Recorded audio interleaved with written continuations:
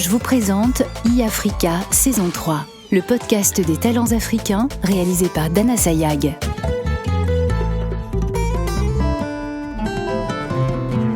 Le sport est à l'honneur cette année et dans cet épisode, vous allez découvrir les marathoniens kenyans Amos Kipruto, Sebastian Sawe et leur coach Claudio Baradelli.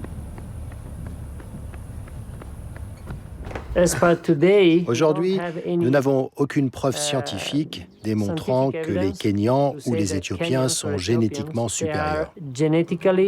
Je suis sûr qu'ils ont quelque chose de génétique qui leur est dicté par l'environnement dans lequel ils ont grandi et par leur mode de vie. Je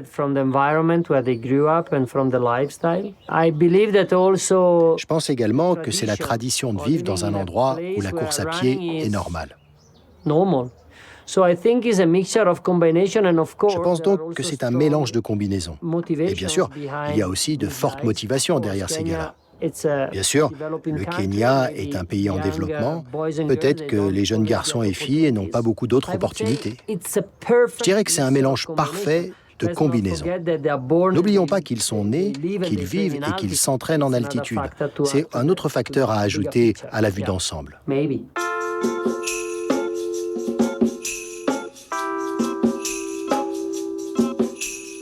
Je m'appelle Amos Kipruto, je suis un athlète, j'adore courir depuis mon plus jeune âge. Je m'appelle Sebastian Kimaru Sawe, je suis Kenyan et maintenant je suis un athlète. Tout d'abord, je tiens à souligner que si je suis un bon entraîneur, c'est parce que j'ai de bons athlètes. Je suis un Italien qui travaille et vit au Kenya. En fait, je suis marié à une Kenyane. En Italie, à Milan, j'étais un jeune étudiant en sciences du sport, passionné d'endurance en général. Puis, lorsque j'ai eu l'occasion, en 2004, de visiter le Kenya et de voir comment les choses se passaient avec les athlètes kenyans, j'ai tout de suite pensé que je devrais peut-être passer un peu de temps ici si je voulais apprendre plus. Et après 20 ans, je suis toujours là. Et j'apprends toujours. J'ai finalement décidé de monter un camp d'entraînement, Tour Running Club. C'est le nom que nous avons choisi. Je pense que je ne m'habituerai jamais à les voir courir, s'entraîner et à admirer la beauté des athlètes kenyans en action. OK, 139. Yep, 140, 30 seconds, and then we go with the 400. Les athlètes kenyans ont encore une marge de manœuvre pour courir plus vite. Et s'il y a quelqu'un qui peut à nouveau franchir certaines limites, élever le niveau de ce qu'un être humain peut faire en matière de course à pied, il viendra du Kenya et d'Éthiopie. Non pas parce qu'il a du talent, mais parce qu'il a une attitude en matière de course à pied qui ne fixe pas de limites, ce qui est très fascinant. OK, 63-8. 2 minutes. C'est difficile pour ceux qui ne s'y connaissent pas en course à pied de comprendre le niveau de performance de ces gars. Si vous dites à quelqu'un qu'il peut courir un marathon à une vitesse supérieure à 20 km/h sur 42 km, alors je dis que oui, 20 km, c'est pas si rapide. Ensuite, je dis toujours aux gens, OK, courez une centaine de mètres aussi vite que possible, puis dites-moi à quelle vitesse vous courez. Vous n'avez peut-être même pas couru au même rythme qu'eux quand ils courent 42 km. Commencez à comprendre ce qui se passe dans votre corps, parce que la course est encore longue. Détends-toi, Sébastien, te presse pas. Il est d'un autre niveau. J'ai dû lui dire plusieurs fois quand il est devant, « Vas-y, tranquille ». Et vous savez, vous entendez les gars lui dire, « Hé, ne nous tue pas ». La plupart des gars ici sont des marathoniens. Ils ne sont donc pas habitués à ce type de vitesse. Mais pour Sébastien, là, c'est une vitesse normale. Il est très doué.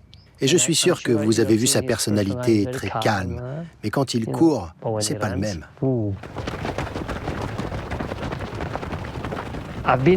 J'ai passé beaucoup de temps avec eux. Mais encore une fois, je suis vraiment émerveillé par ce qu'ils peuvent accomplir avec un corps.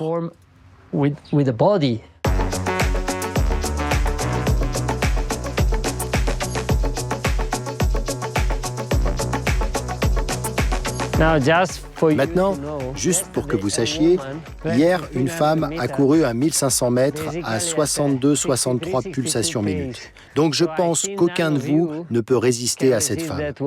Je suis vraiment désolé de le dire.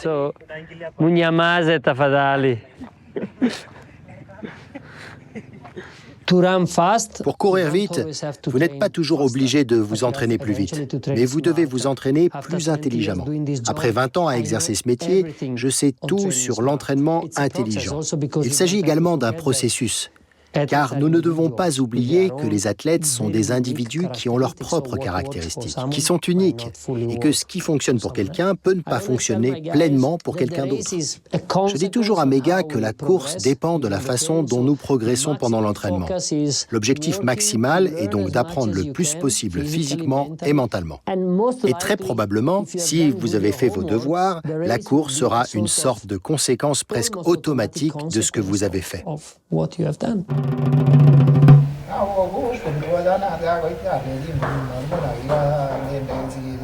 Amos Kipruto. J'ai rejoint Claudio en 2015 sans la motivation de certains athlètes. Il n'arrêtait pas de me dire que j'avais un bon physique pour courir et j'ai dit « D'accord, merci ». Et en 2015, je commence cette formation. Je m'entraîne 1 an avec Claudio, sans partir à l'étranger.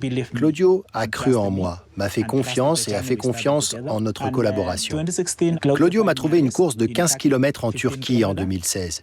Et j'ai gagné, et ces 15 km ont commencé à me motiver. Cela a donné à mon entraîneur Claudio la confiance dans le fait que j'étais prêt maintenant. Amos a parcouru un long chemin avec moi. Il venait de terminer ses études. Quand ils me l'ont amené, je n'étais pas vraiment conscient de son potentiel. Et il lui a fallu un certain temps pour commencer à s'exprimer. Et je pense qu'il y a eu un moment de sa carrière, il y a peut-être 2 ou 3 ans, où il était déjà un bon athlète, mais je n'étais pas sûr qu'il avait en lui ce qui était nécessaire pour passer un palier et devenir un des meilleurs du monde. Ce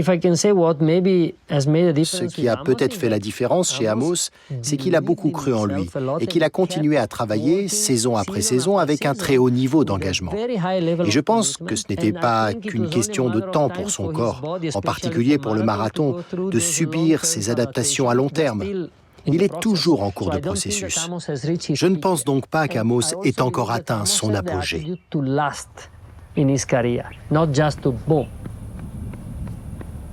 Je crois également qu'Amos a la capacité de durer, et pas simplement à bien courir pendant 1 ou 2 saisons et puis disparaître.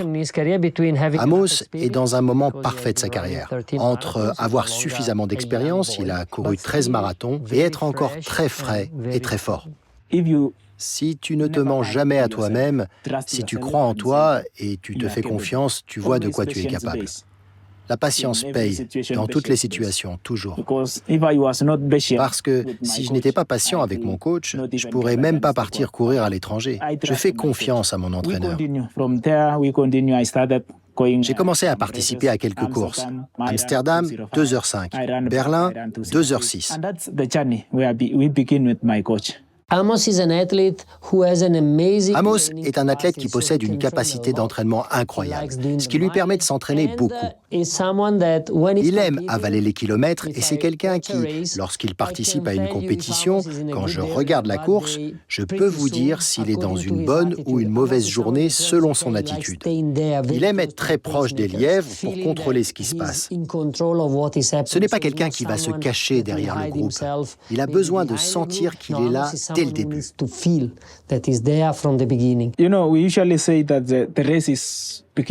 Vous savez, nous avons l'habitude de dire que la course commence à 30 km. C'est à ce moment-là qu'il faut tout donner. Le marathon commence là.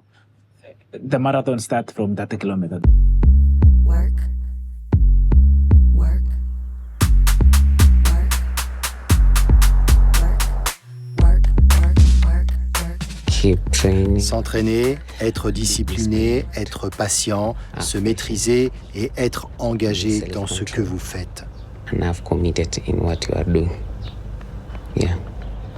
Sébastien Saoué. In 20 En septembre 2020, je suis arrivé ici et j'ai eu de la chance parce que j'ai été bien accueilli.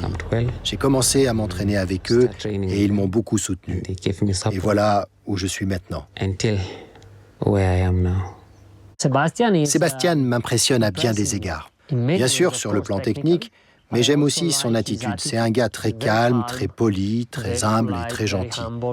Mais quand on le voit en compétition, il peut se transformer complètement. Bien qu'il n'ait pas beaucoup d'expérience, il court déjà avec une attitude que l'on peut s'attendre à voir adoptée par un athlète plus expérimenté. Il possède un énorme potentiel. Je pense que je vais m'amuser dans cette collaboration et je suis sûr que nous entendrons le nom de Sébastien dans les années à venir.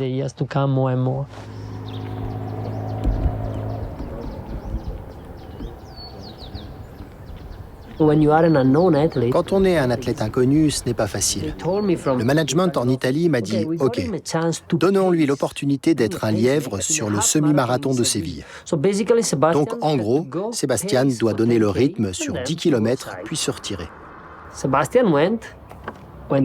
Sébastien a pris les devants sur 1 km, 2 km, 3 km, et au 8e kilomètre, Sébastien a creusé un écart et personne ne le suit. À 10 km, je regarde les temps et je me dis « Oh, il a couru extrêmement vite, je m'attendais à ce qu'il s'arrête. » À côté de Sébastien, l'organisateur qui est à moto a commencé à se rendre compte que « Oh, ce type est tellement rapide !» Et il a commencé à lui dire « Allez, vas-y !» parce que l'organisateur était intéressé. Sébastien gagne donc pour la première fois en 59,02. Record de la course. 59 en semi-marathon, c'est un super bon temps. Alors il revient, puis il fait un autre semi, il le gagne à nouveau. C'est alors qu'il a commencé à être connu. Maintenant, après l'entraînement, je vais me reposer et dormir.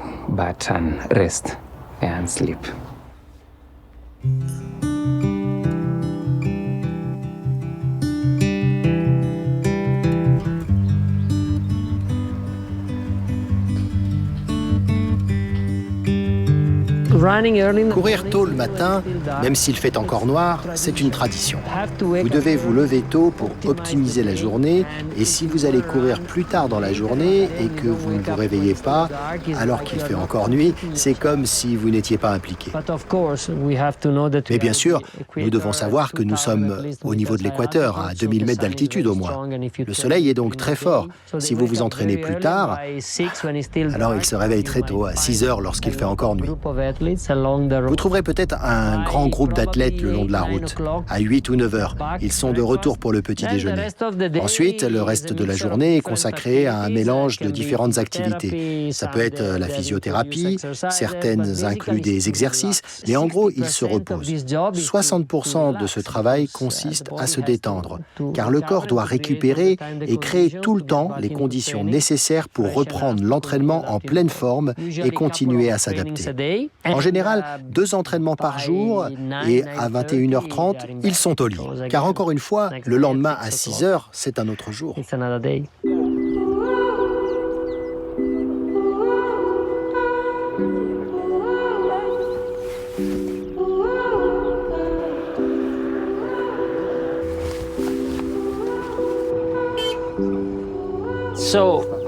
Pas de précipitation sur le rythme. Il y a des gars, s'ils sont OK, peuvent courir jusqu'à 30 km, mais à un rythme tranquille. Ne forcez donc pas, surtout quand il y a des montées. Nous avons Amos, Cyprian, Sébastien. Si vous êtes si facile en 25, courez jusqu'à 30 km.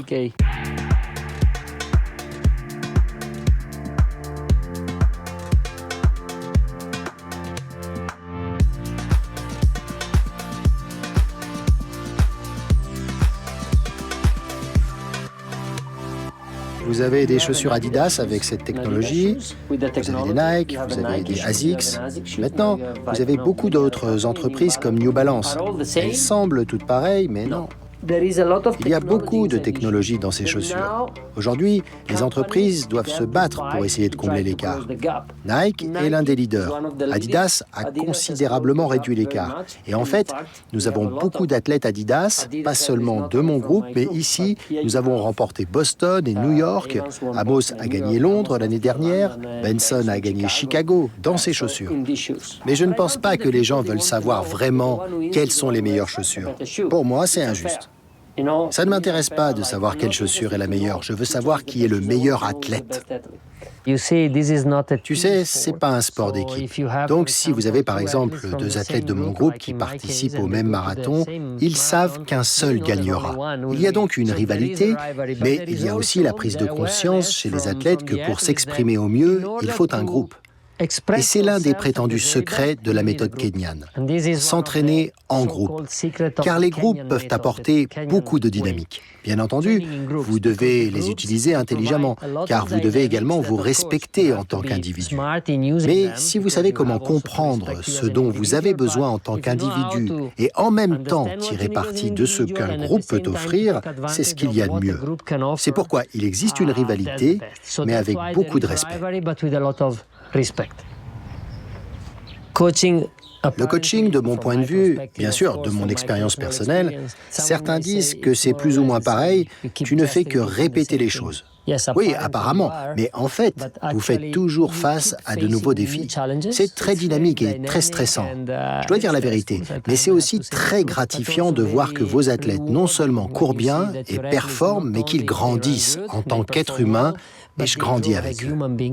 J'ai le sentiment que grâce à l'expérience de coaching, je suis en train de changer qui je suis et d'avoir une vision plus large de beaucoup de choses, en particulier des interactions humaines.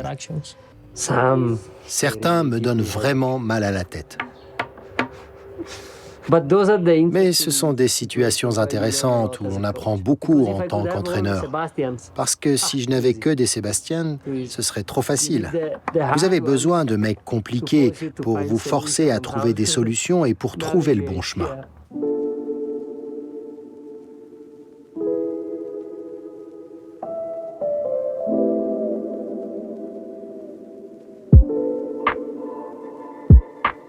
Je pense que j'ai commencé mon travail pour la gloire. Mais ensuite, je me suis rendu compte que ce n'était pas une gloire qu'on te donne gratuitement.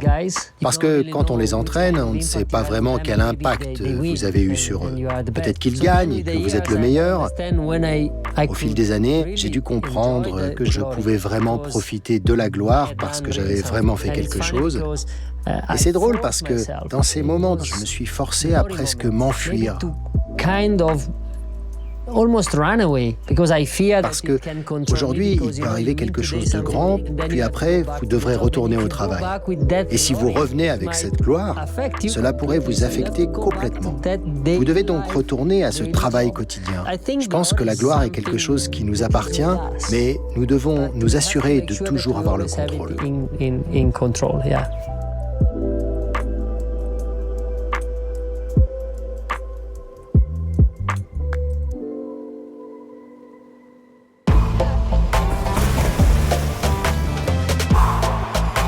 Orange vous a présenté Yafrika, le podcast des talents africains réalisé par Dana Sayag.